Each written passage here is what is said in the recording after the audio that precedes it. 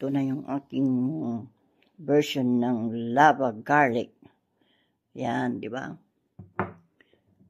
Kunting asin lang nilagay ko.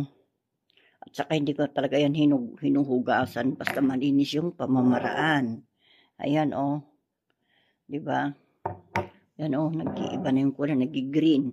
Maski hindi man ilagay sa ref. Yan, oh. Kasi yung iba nilalagay sa ref. Ako hindi. O, yan, oh.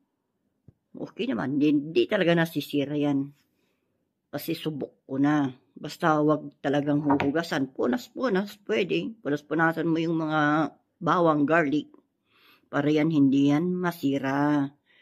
Kasi ang tubig talaga, nakakasira yan. Pag personal use, pwede. Pero kung pang negosyo, hindi talaga pwedeng hinuhugasan talaga. Hindi yan nakakatagal. Ito, yung ginamit ko. Korean vinegar.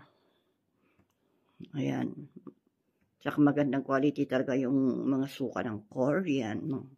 Okay, thank you.